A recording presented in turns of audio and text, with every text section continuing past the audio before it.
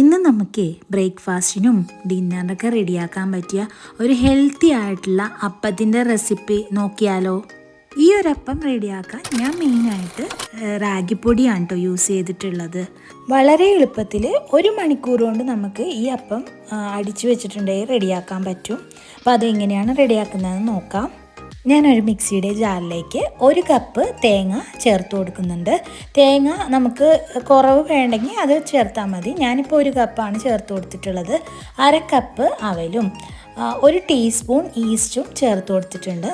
ഇനി ഇതിലേക്ക് ഒരു 3 ടീസ്പൂൺ പഞ്ചസാര ചേർത്ത് കൊടുത്തിട്ടുണ്ട്. ആവശ്യത്തിന് ഉപ്പും ചേർത്ത് കൊടുത്തിട്ടുണ്ട്.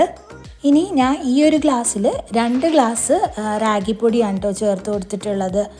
ഇനി ആവശ്യത്തിന് കുറച്ച് വെള്ളം ഒഴിച്ചിട്ട് ഇത് നല്ലതുപോലെ ഒന്ന് അരച്ചിട്ട് വരാം. ആദ്യം ഞാൻ കുറച്ച് വെള്ളം മാത്രം ഒഴിച്ചിട്ടാണ് കേട്ടോ അരക്കുന്നത്. അതിനുശേഷം കുറച്ചുകൂടി വെള്ളം ഒഴിച്ച് ഇതൊന്ന് നമുക്ക് ലൂസാക്കി എടുക്കാം. ഇനി കൈ നല്ലതുപോലെ ക്ലീൻ ആക്കിയതിന് ശേഷം കൈവച്ച് തന്നെ നല്ലതുപോലെ ഒന്ന് മിക്സ് ചെയ്ത് കൊടുക്കണം കേട്ടോ.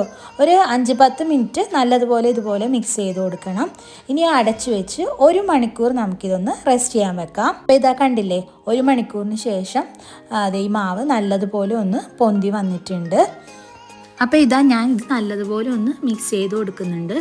ഇനിയിപ്പോൾ എന്താ, നമ്മൾ സാധാരണ അപ്പം ചൂടൂലേ, അതുപോലെ തന്നെ ഒരു അപ്പച്ചട്ടി വെച്ച് നല്ലതുപോലെ ചൂടായി കഴിയുമ്പോൾ കുറേശ്ശെ മാവ് ഒഴിച്ചൊന്ന് ചുറ്റിച്ച് അടച്ച് വെച്ച് നമുക്കിതൊന്ന് ചുട്ടെടുക്കാം.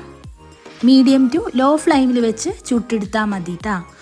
അതേ ഇപ്പോൾ കണ്ടില്ലേ, ഹോൾസൊക്കെ നിറച്ച് ഹോൾസൊക്കെ വന്ന് നല്ല പെർഫെക്റ്റ് ആയിട്ടുള്ള അപ്പം ഇവിടെ റെഡി ആയിട്ടുണ്ട്. ഇനി നമുക്ക് ഓരോന്നായി ഇതുപോലെ ചുട്ടെടുക്കാം. റാഗിപ്പൊടി വെച്ച് നമ്മൾ റെഡിയാക്കുന്നതാണെങ്കിലും നല്ല ടേസ്റ്റാണ് കേട്ടോ. മറ്റേ പാലപ്പം പോലെ തന്നെ ഇത് നല്ല ടേസ്റ്റി ആയിട്ടുള്ള അപ്പമാണ്. നല്ല ഹെൽത്തി ആയിട്ടുള്ള അപ്പമല്ലേ, കുട്ടികൾക്കൊക്കെ കൊടുക്കാൻ നല്ലതാണ്. ഡയറ്റൊക്കെ ഫോളോ ചെയ്യുന്നവർക്ക് ബെസ്റ്റാണ്. ഇതുപോലെ റെഡിയാക്കി കഴിച്ചാൽ മതി. പിന്നെ ചിക്കൻ കറീൻ്റെ കൂടെയും മുട്ടക്കറീൻ്റെ കൂടെയൊക്കെ ബെസ്റ്റ് കോമ്പിനേഷനാണ്. ഇതുപോലെ റെഡിയാക്കിയിട്ടുണ്ടെങ്കിൽ എത്ര കഴിക്കാത്തവരും നമ്മൾ കഴിച്ചു പോകും കേട്ടോ. അത്രയ്ക്ക് ടേസ്റ്റിയാണ്. അപ്പോൾ ഇതിൻ്റെ സൈഡായിട്ട് ഞാൻ റെഡിയാക്കിയിട്ടുള്ളത് ബട്ടർ ഗാർലിക് എഗ്ഗാണ്. നല്ല ബെസ്റ്റ് കോമ്പിനേഷനാണ്. അപ്പോൾ ബട്ടർ ഗാർലിക് എഗ്ഗിൻ്റെ റെസിപ്പി അടുത്ത വീഡിയോയിൽ ഞാൻ ചെയ്യാം കേട്ടോ. ഒരു പ്രാവശ്യം റാഗിപ്പൊടി വെച്ച് ഇതുപോലെ അപ്പം റെഡിയാക്കിയിട്ടുണ്ടെങ്കിൽ നമ്മൾ എപ്പോഴും ഇതുപോലെ റെഡിയാക്കും കേട്ടോ.